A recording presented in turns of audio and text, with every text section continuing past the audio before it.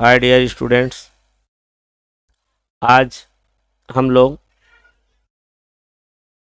Volume chapter के third video में आज घनाभ के विकर्ण के बारे में चर्चा करेंगे। साथ ही साथ घन के आयतन के बारे में, मतलब वॉल्यूम ऑफ क्यूब के बारे में भी यहाँ पर इस वीडियो में चर्चा करेंगे। तो वीडियो को शुरू करने से पहले मैं सभी स्टूडेंट से ये बोलूँगा कि अगर इस चैनल को आपने सब्सक्राइब नहीं किया है तो आप सब्सक्राइब कर लेंगे और बेल आइकन को प्रेस कर देंगे, ताकि और भी इसके बाद वाला जो वीडियो जो सीरीज चल रहा है वह आप तक सबसे पहले पहुंच सके। साथ साथ ज़्यादा से ज़्यादा लाइक कीजिए, कमेंट्स कीजिए और इसे अपने सर्कल्स में शेयर कीजिए। तो चलिए वीडियो को शुरू करते हैं। तो आज का हमारा जो टॉपिक है, मतलब जो चैप्टर है, वो है आयतन।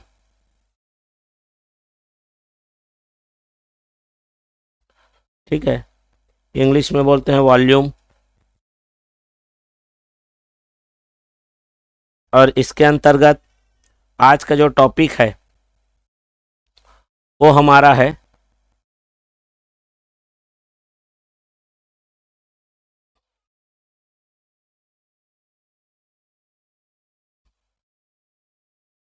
जो आज का जो टॉपिक है वो हमारा है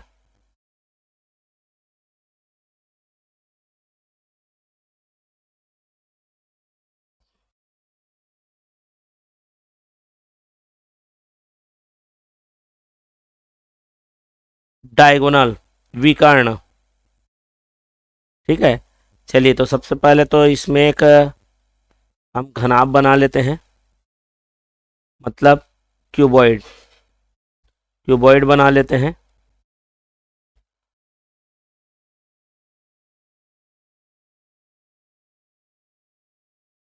चलिए सबसे पहले एक क्यूबॉइड अपन कंस्ट्रक्ट करते हैं यहाँ पर।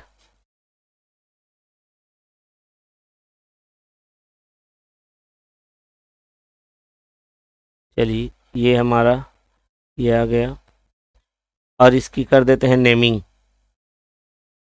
ठीक है, चलिए लेट ए बी सी और क्या ले लिया हमने, डी, ई, एफ, जी और क्या ले लिया, एच। तो इसमें ए बी सी डी एक क्या है, फ्रंट हमारा क्या है, फेस है, और ई एफ जी एच क्या है, एक बैक फेस है। तो बैक फेस के एक कॉर्नर से फ्रंट फेस के,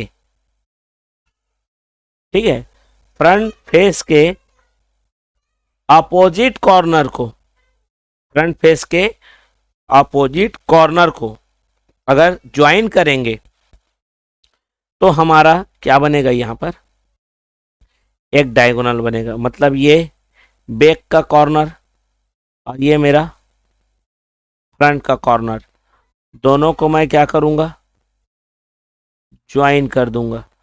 ये ज्वाइन करने से जो अपन को लाइन मिलेगा यही हमारा क्या हो जाएगा, डायगोनल हो जाएगा। ठीक है, तो चलिए इस डायगोनल का हम क्या कर लेते हैं, लेंथ निकालना है हमें। डायगोनल का क्या निकालना है, लेंथ निकालना है हमें। तो कितना लेंथ निकलेगा ये अपन क्या करते हैं, इसमें फाइंड करते हैं। ये जो आया है हमारा, मतलब ई से लेकर सी तक का, ई से लेकर सी तक का। ऐसा केवल एक ही नहीं मिलेगा, अगर मैं एच को किससे ज्वाइन कर देता हूं, मैं बी से, एच को किससे ज्वाइन करूंगा मैं, अगर बी से, तो भी एक क्या मिलेगा मेरे को, एक डायगोनल विकर्ण मिलेगा। ये क्लियर हो गया।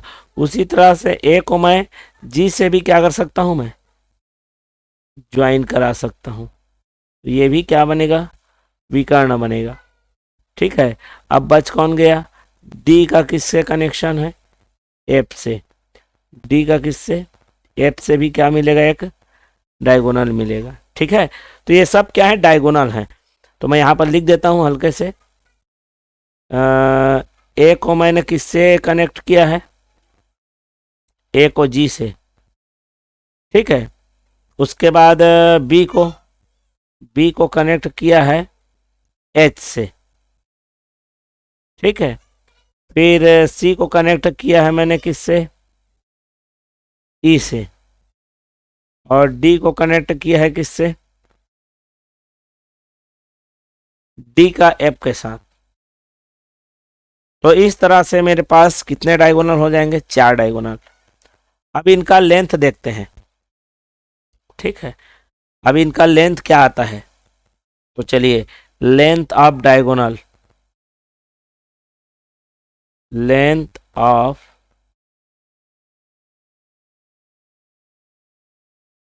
डायगोनल मतलब हिंदी में बोलेंगे विकर्ण की लंबाई। ठीक है, इसको फाइंड करने के लिए ज़्यादा कुछ नहीं करना है। मान लेते हैं इसका लेंथ एल है, ब्रेथ बी है, और हाइट कितना है, एच है।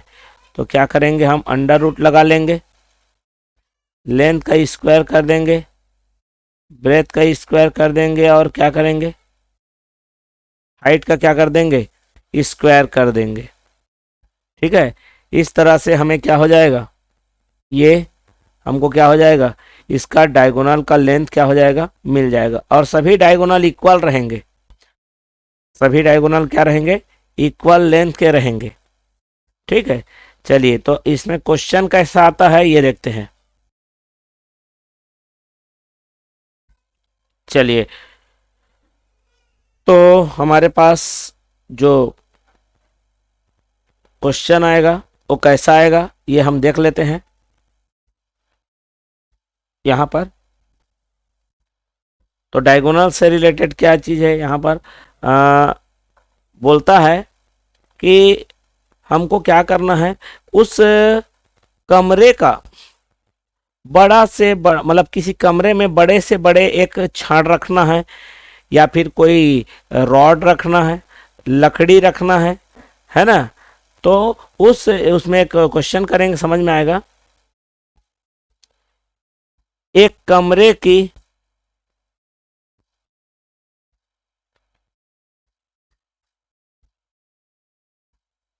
लंबाई 12 मीटर, चौड़ाई 4 मीटर तथा ऊंचाई 3 मीटर है। इस कमरे में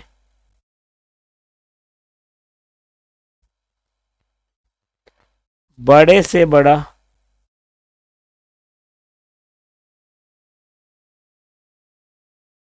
ठीक है,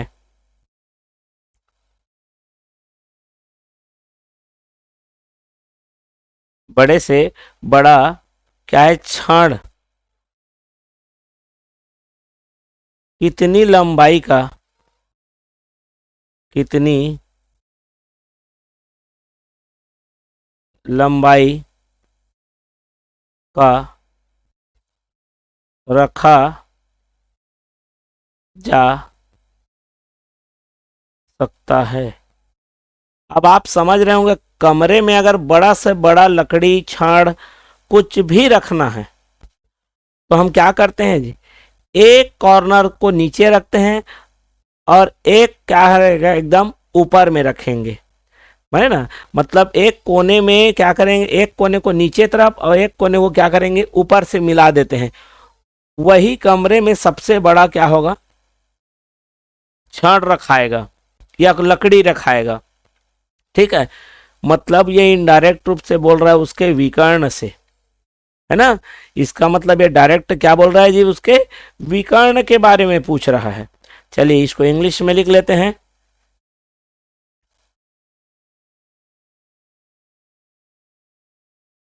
the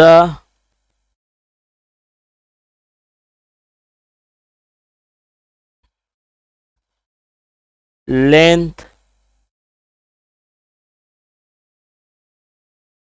breadth and height of a room is respectively 12 meter, 4 meter and 3 meter.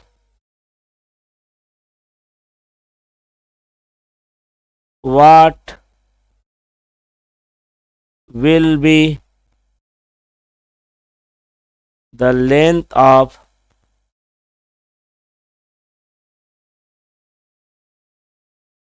largest rod that can be kept in the room? मतलब वो उसके इनडायरेक्ट रूप से क्या बोल रहा है, डायगोनल को फाइंड करने को बोल रहा है।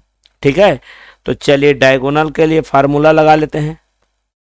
डायगोनल इक्वल टू क्या होता है, under root length square plus breadth square plus height square. तो चलिए यहाँ पर लेंथ का स्क्वायर मतलब कितना हो गया, 12 का स्क्वायर, 4 का स्क्वायर एंड कितना 3 स्क्वायर।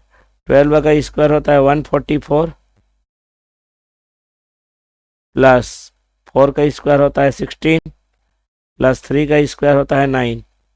इसको जब सॉल्व करेंगे तो अंडर रूट आएगा 169 और 169 का जो रूट होता है, रूट निकालेंगे किसका, 169 का। ठीक है, किसका 169 का जब हम क्या निकालेंगे, रूट निकालेंगे तो ये आ जाता है 13 मीटर। मतलब हमारे किसी कमरे में अगर कोई लेंथ ब्रेथ और हाइट कितने का है जी, 12, 4 और 13 का है, कितने कितने का है, 12 मीटर, 4 मीटर और कितना 3 मीटर। तो उसमें हमको डायगोनल रखने के लिए, क्या रखने के लिए, डायगोनल रखने के लिए मतलब एक कॉर्नर से दूसरे कॉर्नर तक एक रॉड रखना है। अगर ऐसा लंबा रॉड रखना है तो ये कितने मीटर का हो जाएगा, 13 मीटर का हम रख सकते हैं। या तो इस कॉर्नर से इस कॉर्नर तक रखें, कितना मीटर रखाएगा ये, 13 मीटर। क्लियर हो गया बात, ये पूछ रहा था इनडायरेक्ट रूप से। ठीक है, अब इसके बाद क्या होगा, एक और क्वेश्चन आता है जिसमें कॉस्ट रिलेटेड रहता है। ठीक है, कॉस्ट रिलेटेड बोलने का मतलब क्या है, जैसे कि किसी कमरे को क्या करना है, रंगना है, रंगाई करनी है उसकी। ठीक है, रंग लगाना है कमरे में, तो कमरे में रंग लगाना है तो पूरा कमरे के अंदर जितना, उसको भर तो नहीं दोगे रंग से, क्या करेंगे उसको हम, उसके जो सरफेस है, उसका जो फेस है, उसी को क्या करेंगे जी, कलर करते हैं, है ना भाई। तो चलिए इसके कॉस्ट रिलेटेड एक क्वेश्चन कर लेते हैं। तो कॉस्ट रिलेटेड क्वेश्चन में क्या आएगा ये देखते हैं। चलिए तो हमारा यहाँ पर अब है हमारा नेक्स्ट कॉस्ट रिलेटेड प्रॉब्लम, कि किसी कमरे को रंगने में कितना आएगा, कितना उसका पुताई करने में, है ना, कलर करने में, ये सब। ठीक है, चलिए तो एक क्वेश्चन है हमारे पास, क्वेश्चन है, क्वेश्चन कहता है कि एक कमरा, एक कमरा कितना है? 12 मीटर लंबा, 12 मीटर लंबा, 10 मीटर चौड़ा, 10 मीटर चौड़ा और 6 मीटर ऊंचा, और 6 मीटर ऊंचा है। ठीक है, मतलब लंबाई चौड़ाई और ऊंचाई दे दिए गए। इसकी दीवारों पर, इसकी दीवारों पर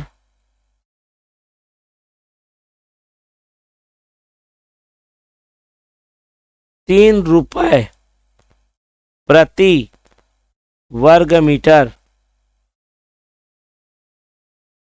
की दर से, की दर से रंग कराने में, रंग कराने में कितना खर्च आएगा। ठीक है, चलिए यहां पर इसको इंग्लिश में लिख लेते हैं पहले। A room has, a room have length 12 metre, breadth 10 metre and height 6 metre.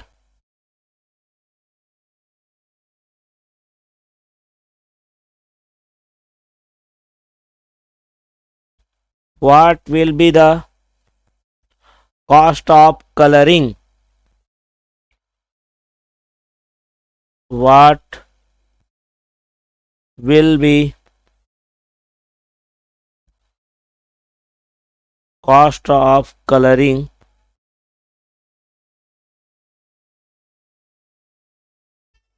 its wall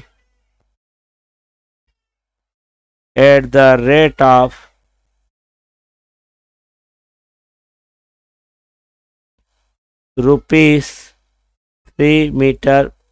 ₹3 पर मीटर स्क्वायर। ये हमारा क्वेश्चन है। तो अब देखिए, इसमें स्पष्ट बोल दिया है वॉल माने दीवाल को हमको कलर कराना है। तो भैया जितने एरिया को आप कवर कराओगे या कलर कराओगे, उतने ही एरिया का आपको क्या देना पड़ेगा? कॉस्ट देना पड़ेगा। ठीक है, तो इसका मतलब सबसे पहले तो मुझे ये पता होना चाहिए कितने एरिया को मुझे कलर कराना है। सबसे पहले हमें ये पता होना चाहिए कितने एरिया को हमको क्या करना है जी? कलर कराना है। तो कलर मतलब एरिया ऑफ वॉल, वॉल जितना है उसको क्या करना है? कलर कराना है। तो एरिया ऑफ वॉल सबसे पहले क्या करेंगे? फाइंड करेंगे। सो यहाँ पर सॉल्यूशन में देखते हैं अपन। So area of wall, area of wall पिछले वीडियो में इसके बारे में बताया गया था, है ना? अगर आपने उसे नहीं देखा है तो एक बार उसको देख लीजिए। तो दीवार का क्षेत्रफल, दीवार का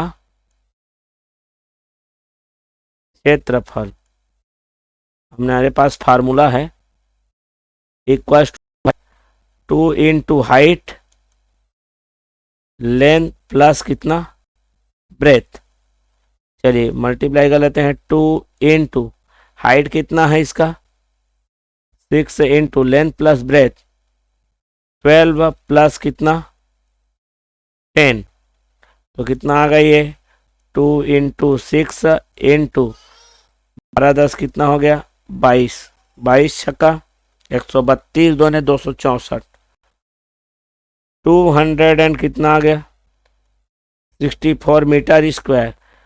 माने उसका जो वॉल का एरिया है वह कितना है, 264 मीटर स्क्वायर है।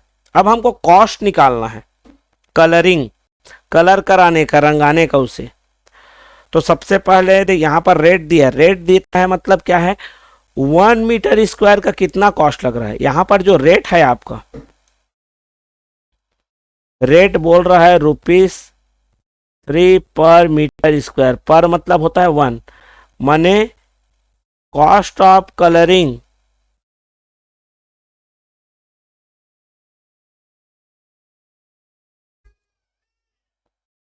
₹1 इक्वल टू ₹3।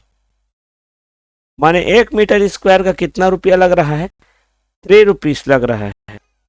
तो कॉस्ट ऑफ कलरिंग, हमारे पास कितना एरिया है, 264 मीटर स्क्वायर। तो 264 मीटर स्क्वायर का 264 टाइम्स लग जाएगा। सो 264 मीटर स्क्वायर के लिए कितना लगेगा, 264 क्या हो जाएगा, ₹3 हो जाएगा।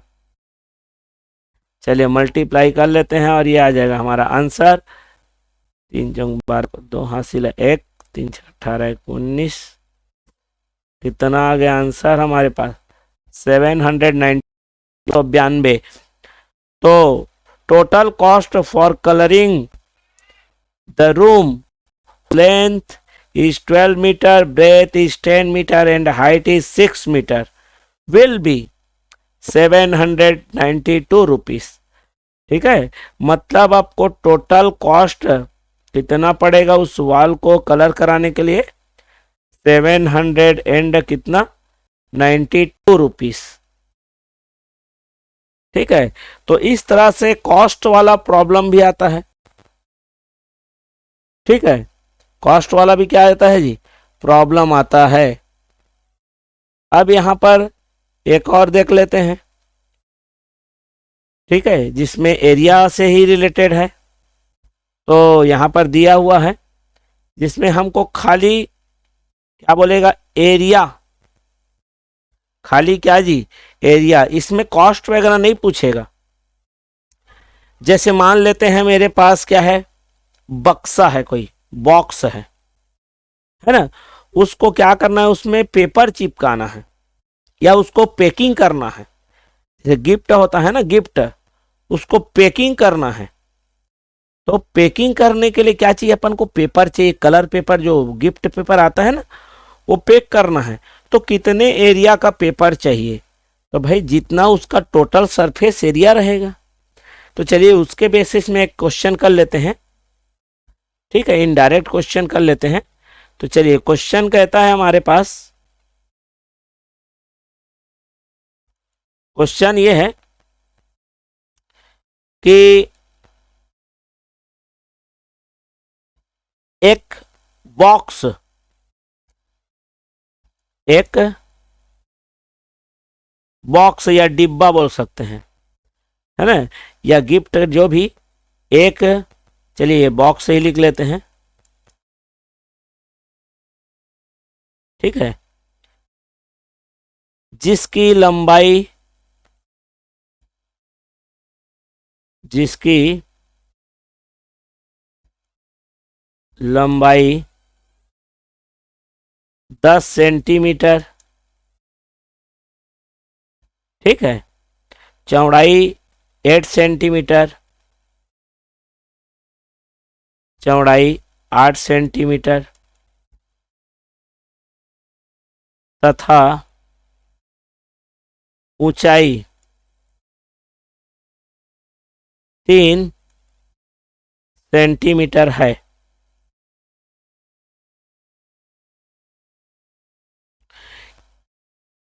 इस बॉक्स को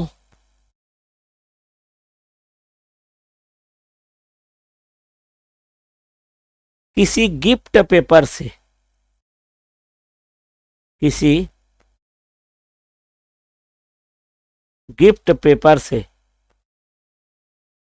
ठीक है, गिफ्ट पेपर से बंद करने के लिए, या फिर पैकिंग करने के लिए, उसी को बंद लिखा जा रहा है यहाँ पर।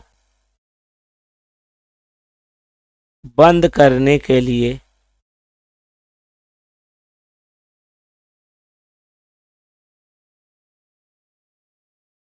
कितने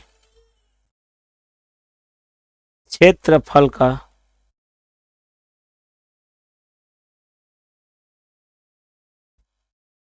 पेपर लगेगा। ठीक है, बंद यहाँ पर बंद करने का तात्पर्य है उसको पैक करने के लिए। ठीक है, चलिए यहाँ पर इंग्लिश में इसको लिख लेते हैं। A box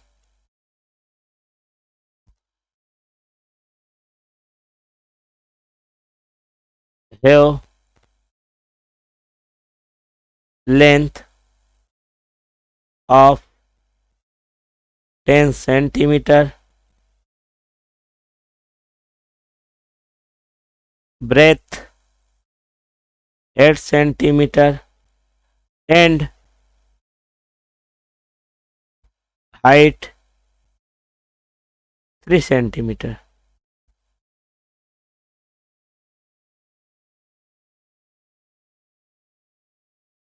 For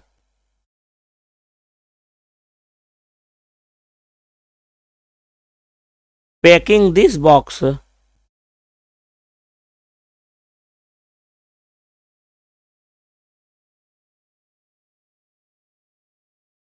with gift paper,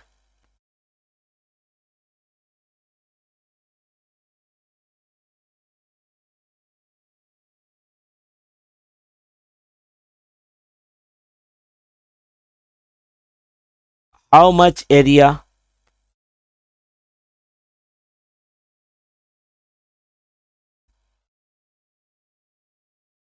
of gift paper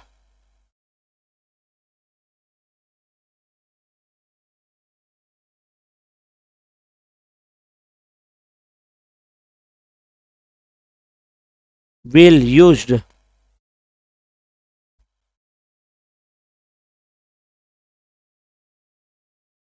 will use on it। ठीक है, ये हमारा क्वेश्चन हो गया। चलिए इसका सॉल्यूशन देखते हैं। अब देखिए भाई, इसमें क्या है, गिफ्ट जब पैकिंग होता है तो चारों तरफ से होता है। चारों तरफ से मतलब उसके कितने फेस होते हैं, 6 फेस होते हैं। तो पूरे 6 के 6 फेस क्या होंगे, कवर होंगे। तो यहाँ पर हमको टोटल सरफेस एरिया चाहिए। जितना उसका क्या रहेगा, सरफेस एरिया रहेगा, उतना पेपर क्या होगा, गिफ्ट पेपर यूज होगा। तो इनडायरेक्ट रूप से इसके बारे में किसके बारे में बोला है, टोटल सरफेस एरिया। हिंदी में बोलेंगे इसे संपूर्ण पृष्ठीय क्षेत्रफल। चलिए इसका फार्मूला लिख लेते हैं। 2 into length breadth plus breadth height plus height length. चलिए रख देते हैं वैल्यू को। लेंथ इंटू ब्रेथ मतलब क्या हो जाएगा, 10 into 8 plus 8 into 3 plus 3 into 10। चलिए कितना आ गई है, 2 इंटू 80 प्लस 24 प्लस 30। चलिए यहाँ पर कितना आ गया मेरा, इक्वल्स टू 2 इंटू कितना आ जाएगा, 80 एंड 30 कितना, 110 और 30 और 4 तो कितना आ जाएगा, 134 हो जाएगा। ठीक है, इतना ही आएगा। क्लियर है। चलिए तो कितना आ गया ये, 13 टू जा 26 और 4 टू जा 8, 268 सेंटीमीटर स्क्वायर एरिया का पेपर हमारे पास क्या हो जाएगा, यूज होगा। ठीक है, तो इसमें देखिए इनडायरेक्ट रूप से गिफ्ट को पैकिंग करना है, ऐसा ही इनडायरेक्ट रूप से बोला है ना। मतलब वो क्या हो रहा है, इनडायरेक्ट रूप से उसका क्या निकालना था, टोटल सरफेस एरिया निकालना था। तो how much gift how much area of gift paper we need to cover it. हमें इसको कवर करने के लिए या पैक करने के लिए क्या रहेगा, कितना क्या होगा, गिफ्ट पेपर का जरूरत पड़ेगा 268 centimetre square gift paper area का क्या होगा, हमको जरूरत पड़ेगा।